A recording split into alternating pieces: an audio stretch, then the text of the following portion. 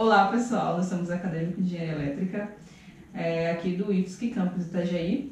Eu sou a Bruna Larissa, esse aqui é o André Roberts, Cassiano Renato, Bruna Lorena, Gabriel Barreto e Eduarda Caseraga. E nós vamos falar sobre a classificação e seleção dos materiais. Lembrando que esse é um vídeo só introdutório, não está muito aprofundado, porque a gente vai abordar só o que a gente está vendo em sala de aula.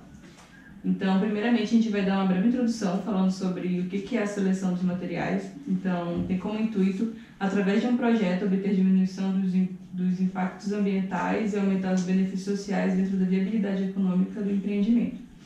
As escolhas dos materiais devem ser com base nos processos de fabricação exigidos, com formação, solda, etc., levando em consideração também as propriedades de cada material. O número dos materiais existentes são cerca de 40.000 a 80.000 materiais diferentes, contando com as variantes de tratamentos térmicos e composição de cada material. Alguns materiais a gente separou aqui, que são as famílias, são os polímeros, os compósitos, os metais, os elastômeros, que fazem parte dos polímeros, os cerâmicos e os vidros, que também fazem parte dos cerâmicos.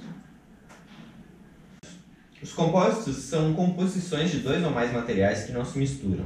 Eles são feitos para destacar a melhor qualidade de cada material envolvido. Um exemplo disso é a fibra de vidro, onde encontra-se a resistência da cerâmica de vidro associada à flexibilidade do polímero. Esses são divididos em dois grandes grupos, que são os reforçados com fibras e reforçados com partículas. As propriedades são obtidas através da quantidade, da geometria, da fase dispersa e das propriedades individuais de cada constituinte. Os materiais compósitos são formados apenas por duas fases. A matriz, que é contínua e envolve a outra fase, denominada fase dispersa. Compósitos reforçados com partículas são aqueles que podem ser utilizados em todos os tipos de materiais, sejam eles metais, polímeros ou cerâmica. Os cermetos, metais cerâmicos, são compósitos exemplos de cerâmica metal. Os compósitos reforçados com fibras são os tecnologicamente mais importantes. São subclassificados de acordo com o comprimento das fibras. Alguns outros compósitos também conhecidos são o Kevlar, usado na produção de materiais balísticos, como colete à prova de balas, a fibra de carbono, muito utilizada em veículos de alta performance, e os compósitos de carbono-carbono, que são utilizados tanto em revestimento de turbinas de aviões ou foguetes, como também em freios de alta performance. Eu vou falar sobre os metais. Bom, os materiais metálicos, eles geralmente são compostos por elementos metálicos e também podem ser compostos por elementos não metálicos, como exemplo o aço carbono, que é uma combinação de ferro-carbono. Bom, os metais, em sua grande maioria, eles têm uma condutibilidade elétrica boa e uma grande resistência a altas temperaturas. Além da sua grande resistência, eles são dúcteis. Assim, eles têm uma boa aplicação em qualquer tipo de estrutura ou material. Bom, os metais eles são divididos em três grupos, sendo eles ligas ferrosas, ferros fundidos e ligas não ferrosas. Então, vou falar dos cerâmicos. Os cerâmicos, em sua maioria, eles são uma combinação de elementos metálicos e não metálicos.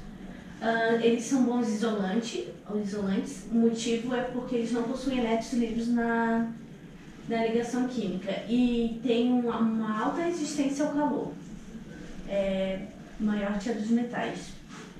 Em relação às suas propriedades mecânicas, as cerâmicas possuem alta resistência mecânica, porém ela tem uma elevada fragilidade, pois as ligações são muito rígidas.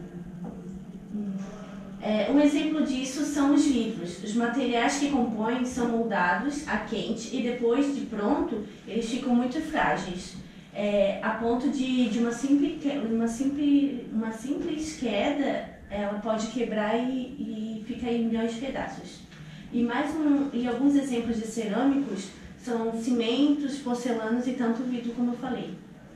Os polímeros são compostos orgânicos que compõem carbono, hidrogênio e outros elementos não metálicos. São relativamente pouco densos, são isolantes e extremamente flexíveis. Geralmente são pouco resistentes a altas temperaturas. Alguns exemplos de polímeros são os plásticos, que são utilizados em muitas aplicações do dia a dia, do nosso, E uma desvantagem dos plásticos é o tempo que você leva para biodegradar ele, né? Tipo, para ele sumir da natureza. Então, em contrapartida, os plásticos, né, a fabricação desse polímero plástico ele é barata e alguns deles, não todos, são fáceis de reciclar. Então você consegue dar uma nova vida a algum plástico que já foi utilizado. Também são polímeros considerados os elastômeros, ou, né, borrachas. Elastômeros são materiais que têm boa flexibilidade, então você pode deformar ele e ele vai provavelmente voltar à sua forma original. E também podemos falar dos polímeros high-tech, que são os polímeros que na sua estrutura são mais organizados e eles são para aplicações bem específicas, né, tipo custo de fabricação, custo de manutenção muito mais caro, mas é quase ideal igual aos compósitos. São usados, né, como revestimento de foguetes, aeronaves e também uma aplicação mais básica assim, para os polímeros são os revestimentos de frigideira, né, na frigideira de casa, né, no tecido de cozinha, que é o polímero conhecido como Teflon. Fatores relativos ao serviço são eles: a temperatura de operação do material, fluidos em contato e a sua ação sobre o material, efeitos dos resíduos de corrosão, nível de tensão e a natureza dos esforços mecânicos. Sobre a disponibilidade, sobre a obtenção desses materiais, tudo isso entra como um fator, digamos assim, positivo, é a facilidade de obtenção, a necessidade de importação, prazo de entrega, quantidade mínima de compra e existência de estoque. São todos eles muito importantes para que a pessoa possa comprar tal material. Também são muito importantes a formação de apresentação, por exemplo, se ele vai vir em formato, se é chapa, se é fino, se é grossa, em tubos, acessórios, entre outros. Sobre o custo direto, custo de fabricação, custo de vida, o custo de paralisação, custo de reposição e custo de montagem são extremamente importantes para que a pessoa possa avaliar bem ou mal uma peça que vai ser comprada. Agora a gente vai mostrar um gráfico que representa a evolução do uso dos materiais ao longo da história. Como a gente pode ver nesse gráfico, nos anos 30.000 a.C., o Homo sapiens, né, os homens da caverna, usavam em sua totalidade os materiais poliméricos e os cerâmicos. Nos materiais poliméricos, podemos destacar as peles, madeiras e fibras. Nos materiais cerâmicos, as rochas, né, usados para fazer armas e etc.